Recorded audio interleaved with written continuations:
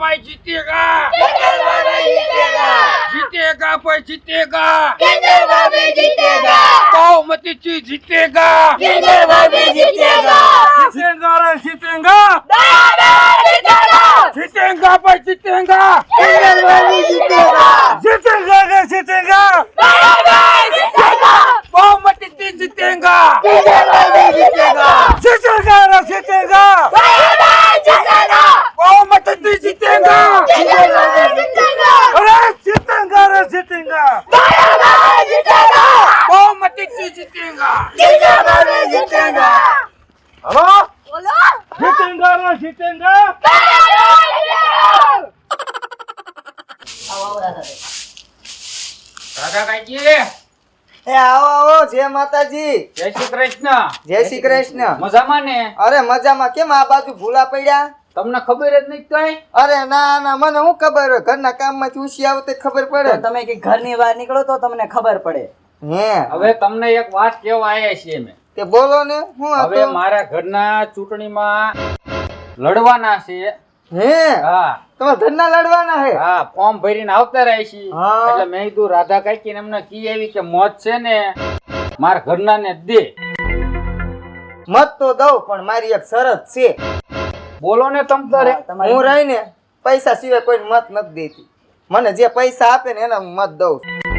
પણ એમાં એવું છે કે રાધા કાકી અમારી પાસે પૈસા નહીં ઈ જ મોટી તકલીફ છે એટલે જો હગાવાલા ને ઘરના ને બધાને કહેવાનું જ છે કે ભાઈ મત છે ને બહાર ન જવો પડે ના ના હું પૈસા દ્યો ને તો તું મત દઉં નકર ભલે મત ઘરે ને ઘરે પડ્યું રહેતું હું કોઈ મત જ નથી દેતી પૈસા સિવાય પૈસા હોય તો તમ તારે આવજો જાવ તમ તારે તમારા મત નાખી પૈસા વગર હું ક્યાં મત જ નથી દેતી સારું તો વાંધો ને હાલો જય શ્રી કૃષ્ણ તમને ઠીક લાગે એમાં મરજી. હા સારું હો યા એ આવજો જાવ जीतेगा दया बहन जीतेगा जीतेगा अरे जीतेगा दया बहन जीतेगा क्या गर्दनी साक रहे थे भाई આ તો મારો ભાઈ ખુલી ગયા अरे खुली जाए ने अरे। એટલે ખુલી જાય શેઠ ની સોરી મારા ઘરે આવી હવે સને મત તમારા અમારામાં દેવાનો છે લે દયાબેન ઉભા છે ચૂંટણીમાં ઈદ ઉભા રહે ને અરે અરે દયાબેન તમે જ લગભગ ચૂંટણી જીતશો અને હા અને હું કહું છું અમાર તમાર મોટા હાથ સાંભળો નતું દયાબેન જીતી જાય બસ બીજું અને કઈ ચૂંટણી સાંભળો જીતો ને એટલે મારા ઓલા સંડાસ છે ને એમાં પાણી નથી જાતું એટલે જીતો એટલે એ ફિટિંગ કરાવી દેજો એ તો થઈ જશે અને બીજું હું કહું છું હું હું રહી ને મત એમને કોઈ ન દઉં તો પૈસા દે ને એને મત દેવાનું એવું છે હા પૈસાનો શું પ્રોબ્લેમ છે ઈ બોલો ને આ પૈસા દો ને એટલે આમ જો બધા મત તમારા ખાતામાં ન નાખી દો ને તો મારું નામ બદલી નાખજો કે રાધા બોલી નહોતી તો જગા કાકા તમે સાંભળી લો આપણે મત આમને મળે તોય ભલે પૈસાથી દેવા પડે તોય ભલે હોનાથી દેવા તોય ભલે મારા બાપા વીઆઈ ગયા છે પણ ઘણું અમારે આટલું મુકતાઈ ગયા છે એટલે અમને તમને ખરીદવા આટલું તૈયાર છીએ તમે માંગો એટલા પૈસા તમને આપ્યા પણ જીતવાનું તો મારે જ છે બરોબર છે હવે બોલો પૈસા કેટલા જોઈશે તમારે જે તમારે આપવા હોય આપી દો પણ જાજા આપજો થોડામાં મજા નથી આવતી મને એવું છે અત્યારે તમને દેવી પૈસા ખંજર જીત્યા આવા પછી મળી તમારે રાજી જાય. કરવાના છે પૈસા લ્યો જો હાથમાં ખંજર આવવા મળી આવા માંડે ને હા. કે તમને પૈસા દેવાનો છે ને એટલે ખજોડ આવવા માંડી છે લ્યો સારું અત્યારે એટલા રોડવી લો જીતો ને એટલે આમ જો 10,000 રૂપિયા દેજો પછી તમે ખાલી લિસ્ટ લખી નાખજો કે આ અમારું કામ છે હંધા થઈ જશે અરે આખા ગામમાં જઈને ફફેડો કરી આવું કે દયાને મત દેજો દયાને મત દેજો આમ જો તમે જ જીતશો જાઓ મારી બસ, guarantee વાડી છે. માર્ગે ઈ જ બોલતા જઈજો અરે હમણાં પ્રચાર કરવા મળ્યું બજારે બજારે અમારા નામના ડંકા વાગવા જોઈએ અરે ડંકા નહીં આખા ગામમાં ડંકા ના બસ અમારો ડંકા જે છે વગાડી કરવો દો. પડે ડંકા જ વગાડજો લંકા નો લગાડતા હો હાલો જીતવાનું. હાલો હા હાલો. તમે દયાબેન જીતશો એ ઉભા રહ્યો હારે હું આવું પ્રચાર કરવા કેમ?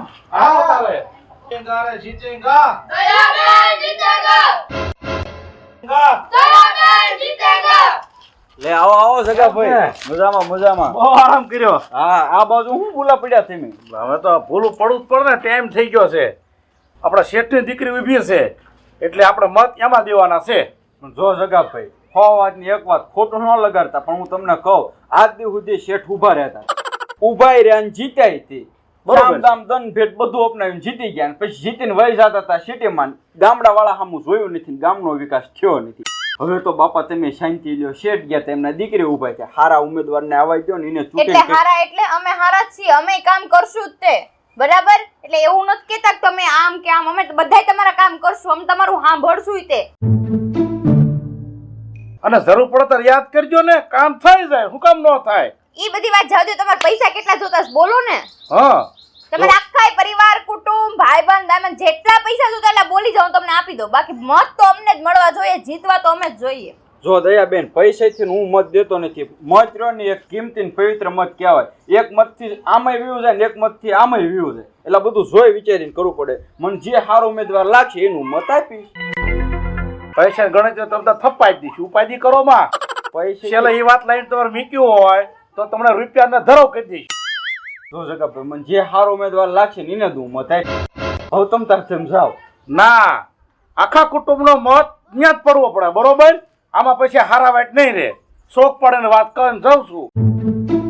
જે કાનમાં લેવું એ લેજો. આનું પરિણામ સારું નહીં આવે. તમે પ્રેમથી માનો તોય ભલે, અને દાયિત્વથી માનો તોય ભલે, અને તમે આને શું કહેવાય ધમકી ગણો તોય ભલે. જે ગણતા હોય ને ગણો, બાકી મત તો અમારે મળવું જોઈએ. નકર આ ગામમાં તમારે કેમ રહેવું ને તમે વિચાર કરી લેજો. હાલો, ખાસું જ કીધું છે, બરોબર? જીતેંગા રે જીતેંગા. જનગણ જીતેગા. જો તો ખરા કેવા માણસો છે. હામલાન ઘરમાં આવીને ધમકી દઈ જાય છે ને એમ કે મત તમને દેજો. કેવા માણસો પીડ્યા. હા,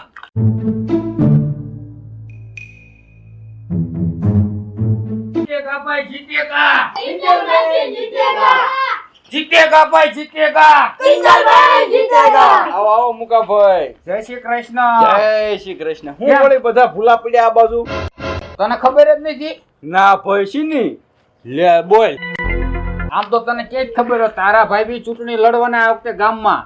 શું વાત છે? એટલે તારી પાસે આવ્યા છે ને. હું ઈ કહેવા આવ્યા છીએ કે મત જાવા ન પડે, ધ્યાન દેજો થોડું. અને હા જો જાનીભાઈ, અમે ચૂંટણી જીતશું ને તો અમે ગામનો વિકાસ પણ કરીશું. અને હા, તમે નહીં વિચાર્યું હોય ને એ રીતના અમે ગામનો નકશો પણ ફેરવી નાખશું. અને પાછો વિકાસ કરશું એટલું ને ઓપા જાનીભાઈ, ઈ તમે કહી દો કાન ખોલી કે નાના મોટા વ્યક્તિનું આપણે કામે કરવાનું, દિલથી કરવાનું, અડધી રાતે દરવાજે ખુલ્લા હશે, પણ ઈ કહી દો, બરોબર ને?